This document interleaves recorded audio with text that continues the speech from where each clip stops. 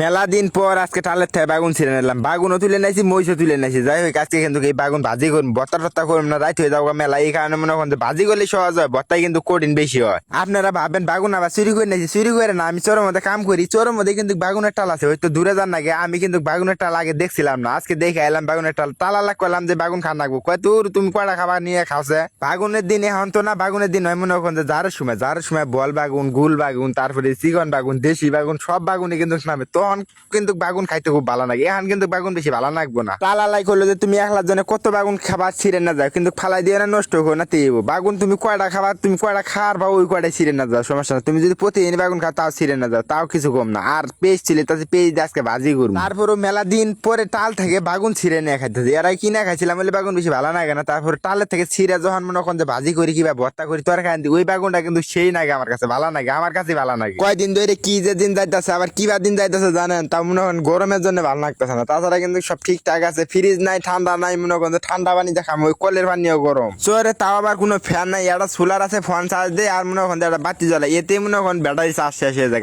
যে চার্জ হয় ওই উত্তরজ্বালা ব্যাটারি আর উত্তরজ্বালা প্যানেল, ওই প্যানেলে চার্জ হয় না, ব্যাটারিও কিন্তু চার্জ উঠে না। যাই হোক কষ্টের দিনকাল যাইতেছে, এই কষ্টটা কিন্তু থাকবো না। একসময় কারেন্ট হবো, ফ্রিজ হবো, তারপরে মনে করেন যে ঘরে এসি নাগা, মাল্লা গাছে নিয়ত আছে, সবকিছু কিন্তু করবো একসময়। কিন্তু এই দিন, এই চর, এই মনে করেন টিনের ঘরে এখন যে দিনগুলো যাইতেছে, এগুলো কিন্তু স্মৃতি হয়ে থাকবো। তবে চোরের মধ্যে থাকেও শান্তিতে আছে, আল্লাহর কাছে এতে হাজার শুক্রিয়া যে একলা দিনকাল মানে দিনগুলো পারি দিতেছি, রাত পারি দিতেছি, এতে মনে করেন আল্লাহর কাছে হাজার শুক্রিয়া। এইভাবে দিনকাল গুলে গেলে আলহামদুলিল্লাহ। বাগুন ভাজির মধ্যে কি রসুন দেন না, রসুন মনে দেওয়া না কেন, আমি কিন্তু রসুন ছিলাইতেছি না, খালি মনে হয় পেঁয়াজ আর কাঁচামরিচ, এতে কিন্তু হয়ে যাবো। আমি জানি না তারপরে রসুন দেওয়া নাই কিনা, তবে কাঁচামরিচ আর পেঁয়াজ বেশি করে দিলাম। তবে আমি একটা জিনিস শিখছি ইউটিউব থেকে, যে তরকারির মধ্যে কি তেল কম খান আগে। তারপরে ইউটিউব থেকে দেখলাম একটা ভিডিও দেখলাম, আগে পেঁয়াজ রসুন দেন আগে, তাহলে মনে করেন পেঁয়াজটা একদম ভাজা হয়ে যায়, তারপরে তেল দিলে পরে তেল একবার কম খায়, তেলও তো বেশি খাওয়া যাবে না, একদম ভাজা হয়ে গেছে। তারপরে মনে করেন তেল দিলাম, এতে মনে করেন অল্প তেলেতে, আসলে তো অল্প তেলেতে কিন্তু ভাজা হয়ে যাইতেছে। তেল দিয়ে এর মেলা কতন ভাজা নাগে, তারপরে পেঁয়াজ গলে না, এখন কিন্তু কেবি গলে গেছে গা।